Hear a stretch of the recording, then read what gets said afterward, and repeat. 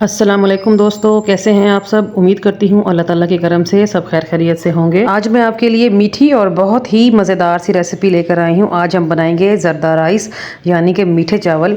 मीठे चावल एक ऐसी चीज़ है जो कि हर दिल अजीज़ है और इसको बनाना भी बेहद आसान है। मैं आपको बहुत आसान अल्फाज में समझाऊंगी और कुछ ऐसी टिप्स एंड ट्रिक्स दूंगी जिससे आपका ज़रदा भी ऐसे ही निखरा निखरा बनेगा। तो बिना टाइम को वेस्ट किए चलते हैं अपने किचन में और आज की मज़ेदार सी ज़रदा राइस की रेसिपी को बनाना शुरू करते हैं। बिस्मिल्लाहिर्रहमानिर्रहीम। तो बेहद शानदार और निखरा निखरा ज़रदा बनाने के लिए सबसे पहले हमने चावलों को बॉईल कर लेना है। तो इसके लिए मैंने पानी को बॉईल कर लिया था। फिर मैंने उसमें डाली हैं 2 हरी इलायचियाँ, 1 से 2 तेज़पात और 2 दालचीनी के टुकड़े डाले हैं। इससे बड़ी ही ज़बरदस्त खुशबू आती है चावलों में। ज़रदे को खूबसूरत कलर देने के लिए पानी में मैं शामिल कर रही हूँ 1/4 टीस्पून के बराबर ऑरेंज फूड कलर। कलर डालने के बाद इसको अच्छा सा मिक्स देंगे। उसके बाद मैं इसमें शामिल कर दूंगी कुकिंग ऑयल, तकरीबन 3 से 4 टेबल स्पून के बराबर मैं इसमें कुकिंग ऑयल शामिल कर रही हूँ। उसके बाद हम इसमें शामिल कर देंगे चावल।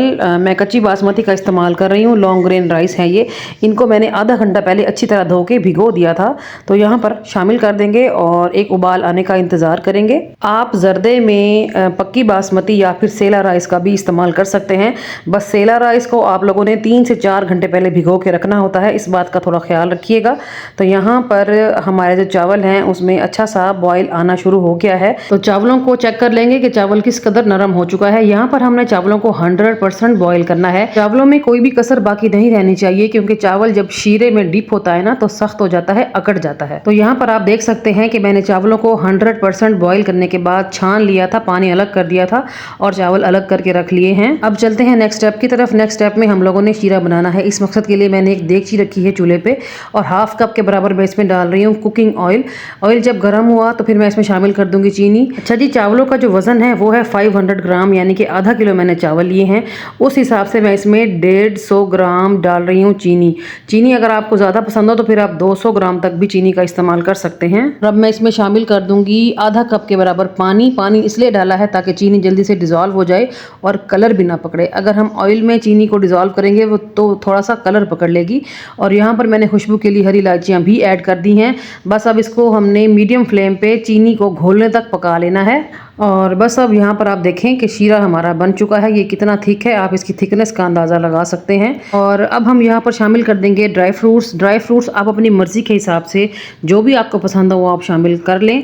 ड्राई फ्रूट डालने के बाद भी थोड़ा सा पका लेंगे। उसके बाद हम इसमें शामिल कर देंगे चावल जो हमने बॉईल किए थे। चावल डालते हुए फ्लेम को लो पे ले जाएं, उसके बाद आराम से स्पून से चावल डाल दें। तो यहाँ पर आप देख सकते हैं कि चावल यहाँ पर मैंने ऐड कर दिए हैं और अब हम इसको अच्छा सा मिक्स दे देंगे ताकि जो शीरा है ना वो हर चावल को अच्छी तरह लग जाए। चम्मच को थोड़ा जेंटली चलाएं ताकि चावल टूटे बिना शीरे में डिप हो जाए। ठीक है जी, आप देख सकते हैं कि मैं किस तरह आराम से चावलों की मिक्सिंग कर रही हूँ। चावलों को अच्छी तरह मिक्स करने के बाद अब हम इसको दम पे लगाएंगे। दम पे लगाने से पहले मैं इसमें थोड़े से मजीद ड्राई फ्रूट शामिल कर रही हूँ। बादाम, पिस्ता और नारियल डाला है। कवर लगा देंगे और 15 मिनट के लिए दम पे छोड़ देंगे। अगर आपने पक्की बासमती का इस्तेमाल किया है तो फिर दम का टाइम आधा घंटा रहेगा। सही है जी। तो यहाँ पर 15 मिनट पूरे हो चुके हैं तो कवर हटाएंगे। बिस्मिल्लाहिर्रहमानिर्रहीम। आहा हा, क्या ही खुशबू आई है। बहुत ही कमाल की खुशबू है और बहुत ही ज़बरदस्त हमारे ये चावल बने हैं।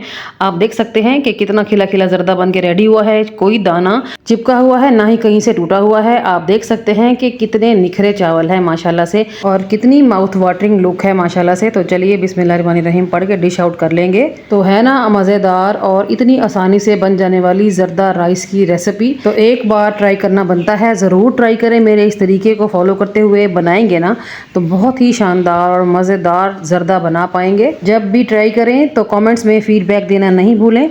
अगर आपको मेरी आज की रेसिपी अच्छी लगी है तो वीडियो को लाइक करें, चैनल को सब्सक्राइब कर दें, साथ लगी घंटी के निशान को प्रेस करें, उसको ऑल पे सेट करें। इससे ये होगा कि मेरी हर नई आने वाली रेसिपी का नोटिफिकेशन सबसे पहले आपको मिलेगा। तो ये थी मेरी आज की रेसिपी। चलती हूँ, कल फिर मुलाकात होगी किसी और अमेजिंग और मज़ेदार सी रेसिपी के साथ। तब तक अपना और अपने प्यारों का रखें ढेर सारा ख्याल, मुझे रखें दुआओं में याद। ओके जी, अल्लाह हाफिज़। Thanks for watching.